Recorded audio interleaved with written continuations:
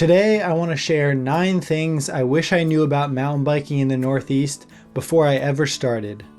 To be clear, I'm quantifying the Northeast region as mainly New York, New Jersey, Pennsylvania, and Connecticut, because those are the states I have the most experience in, so I'm sorry to the rest of New England. In my 10 years of mountain biking, I've ridden some really cool places all over the Northeast, and to this day I feel like I have barely scratched the surface. So let's get right into it with number 1. Be prepared to get jump scared by deer. It happens more often than I'd like to admit. We'll start out with a funny one, but honestly it's true. Since the tri-state area is so densely populated, the wooded park areas are filled with deer, and they are usually standing there at the top of the climb while you have your head down, grinding up the hill, huffing and puffing. Then as soon as you look up and take a breather, they jump and scare the crap out of you. What is you doing, my guy? Secondly, when this happens at night, you will certainly think something is about to murder you in the woods. Very fun, 10 out of 10. Number 2, unless you are on Long Island, learn to love rocks and technical climbing. For beginners, this can be discouraging, but now, in my opinion, is one of my favorite aspects of riding in the Northeast. Large rock outcroppings make for a mountain biker's playground where you can be creative with your line choice and test your control on the bike. The technical climbing is an added bonus because it makes you laser focused on clearing that next move rather than, ugh, how many more feet do we have to climb? I'm getting bored. The best part about rocky trails is that they can weather the rain really well, which means more opportunity to ride right after bad weather. As long as the rock rolls have dried a little bit, otherwise they will try to kill you. For number 3, if you are only riding on Long Island, learn how to ride sand. Long Island was formed by a glacial moraine which determined its sandy and glacial till composition. This mixture is pretty unique compared to the rest of the Northeast and makes it difficult to build substantial features unless you dig down to the clay portions of the ground. But clay is susceptible to turning to peanut butter with rain, so Long Island is stuck with trails that are widely very sandy. Combine that with the pine barren regions that coat the trails with pine needles, and you can expect pretty draggy feeling terrain when the trails get bone dry in the summer and early fall. The good thing is that Long Island's more temperate winters and sandy soils hold up really well to rain, and I enjoy the conditions the most from late fall to early spring. Since we are also close to the beach, many cyclists here in the area have fat bikes, so when we do get a little bit of snow, the fat bikers quickly get out to the trails and compact the mountain bike trails, which is a super fun option too, even though it only lasts a short amount of time. Speaking from my own experience, upstate New York has many efforts to groom and pack down trails during the winter for fat biking, but it can be an endless cycle of a few people using a grooming machine every week or trying to get a big enough group to compact the trail enough for it to be fun. Upstate gets enough snow though that this cycle is super tough to maintain, and the freezing temps may stick around, but maintaining a well compacted trail is really tedious, especially when there is such a smaller population of riders in these quieter upstate towns. Now on to number 4, know how to identify ticks and what diseases they carry. I know this one sucks, but I can speak from experience. You will find ticks on you in the summertime, especially on Long Island. Low-lying plant growth is always nipping at your heels. You're okay if you can flick them off within a few hours of your ride, but you have to take it more seriously if you find it while in the shower the next day or two, because then they probably have bitten you. Therefore, it's important to identify it, potentially capture it in a Ziploc bag or something, and get it checked out by a doctor, as well as if you're showing any signs of a bite, like a red bullseye and whatnot. Leaving tick-borne illnesses unchecked is a dangerous game. I'm not even sure how this tick got me, but somehow I got Rocky Mountain spotted fever in October of 2023, and I had no signs of a bite. But over the course of a month, my joints started to ache and my head hurt on and off all day. Sure enough, the blood work came back positive for RMSF, which is one of the rarer and more dangerous tick-borne illnesses. Luckily, I had still caught it early on-ish, and some antibiotics did the trick. I know you can spray your clothes with some really strong chemicals and that can help demobilize the ticks on your skin and your clothing, but I'm weary of using such strong chemicals repeatedly on your clothing, and that leaching into your skin and whatnot. So I usually opt for a more natural based bug spray and just check thoroughly when I get home and I'm in the shower. On to number 5, Pennsylvania and Connecticut are extremely underrated places to ride. For those of you that live in these states, this may be to no surprise. For those of us in the New York metro area, I am telling you, Pennsylvania and Connecticut repeatedly impress me on so many levels. Their dedication to building unique natural and man-made trails has always astonished me. These states have masterful rockwork that makes their trail systems challenging and resilient. The natural beauty of the terrain is breathtaking, and the well-marked trail signs and thoughtful layout of trails leaves me itching to come back and try a new spot. Plus, PA has embraced the Independent Skills Park to boost progression opportunities, and they utilize old rail trails all over the place, which really makes cycling feel like a strong part of the community culture, even when you feel like you're in the middle of nowhere.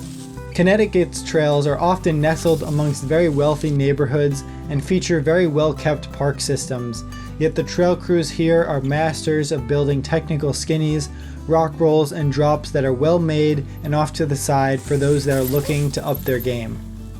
Sit down for this one, but with number 6, maybe a little controversial, but unless you live for the bike park season, I don't think any of this region justifies a full-on enduro bike. As mentioned before, the whole Northeast region is filled with technical trails both up and down. And yes, there may be some gnarly downhill trails, but in my travels I have found very few places that have true fire road climbs to the top of these epic descents. For me personally, I don't want my ride to be an absolute slog fest just to get to that one coveted downhill run. I'll even pull from my experience in Rothrock State Forest, which is close to Penn State. This area has tons of 1,000-foot climbs and descents through some of the most unrelenting rock gardens I have ever seen. So maybe you would think that warrants a 170mm enduro bike, but when I spent a whole day there, everyone was on short travel trail bikes because you are traversing literal mountain ridges, and it's just not that fun to be heaving an enduro sled around 85% of the ride for the final chunky descent back to the car. And they had really nice fire roads there too. Put more simply, I've been at a bike park with my mid-short travel trail bike and felt underbiked. But I've never been at a trail system in all my travels and left thinking, wow, my 120/140 bike absolutely ruined this trail system for me and held me back. If a feature is too much for my suspension travel, then that is usually an indication that I don't have the skills or confidence for it yet. For number 7, we experience all 4 seasons in these states, so you should embrace it. Kind of covered this a little bit talking about the winter in a video earlier this past winter, but this was a hard one for me to grasp when I was younger. I felt like any day below 45 degrees was absolutely forsaken. Nowadays, I embrace all the seasons and have places that I prefer during certain times of the year. It keeps our riding fresh and offers a constant cycle of challenge, from dry, loose conditions to wet and leafy to maybe some snow. If you can't travel too far to ride new places, then the seasons are your gateway to spicing up your rides throughout the year. This year, I rode snow-packed trails in 20-degree weather for the first time and still had a blast. And once you've done that, just about any warmer day is like a spring day with the flowers blooming and the sun shining. Moving on to number 8, if you're gonna drive far, better get up early. I'm sure this goes for any state with major cities, but my God, if you are driving through Long Island, Westchester, Northern Jersey, the Hudson Valley, and even Connecticut to get to a park, get up and get going as soon as you can. When I'm driving off Long Island to go to Westchester or New Jersey, I try to be on the road before 7 a.m. in order to get over any New York City bridges before 8 a.m.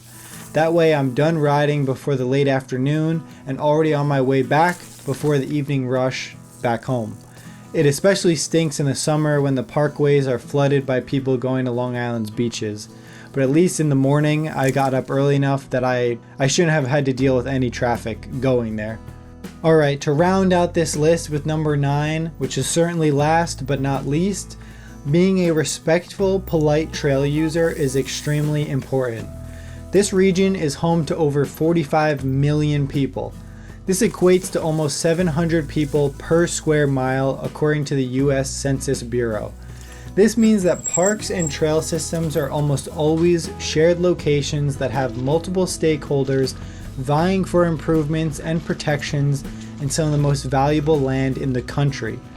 As more mountain bike sanctioned trails appear in parks, it is important to remember that some parks were established well before the proliferation of the mountain bike. Some other trail users or property owners will have a watchful eye and can one day decide they no longer tolerate mountain bikes in a park. I've seen it happen where wealthy neighborhoods push back against cycling access because of rowdy mountain bikers disrupting their quaint residential streets that border a trail system. As we've seen recently, people have purposely sabotaged one of the most beloved trail systems for mountain biking in New York by placing giant tree branches on high consequence rock rolls, which could cause serious life-altering injury. Putting tree limbs and other debris along a trailway used by mountain bikes, putting them in potential danger. Finally, in a world of continuously increasing land prices, rising insurance costs, and everyone being ready to sue each other at a moment's notice, illegal trail building should be discouraged and avoided. Even if you're in the middle of the woods, you are hardly in the middle of nowhere. Many places will have thousands upon thousands of visitors per year, and unsanctioned trail features will be found, and it only causes headaches for the people who are the official trail stewards. Whether it's fighting to maintain trail access because someone got severely hurt on an illegal trail feature, or because someone took it upon themselves to expand a trail and it is now traversing through someone's private wooded property and they're threatening to sue. The list can go on and on. Trail access, improvements, and maintenance is widely communicated via social media in our densely populated region with its heavily scrutinized land use, so do the right thing and help uplift the mountain biking community's reputation as good stewards of an ever-dwindling natural resource, because you never know who's watching. Alright, so with that, hopefully I covered some good things to know about mountain biking in the Northeast, and I'd be curious to hear if you have anything else to add. Obviously, I know this list could be a lot longer, it could probably go on forever, but I just tried to keep it to some broader topics that I think are important for new mountain bikers, people moving to the area, or just wanting to explore their nearby states. Hopefully you enjoyed watching, and remember, stay venturing, my friends.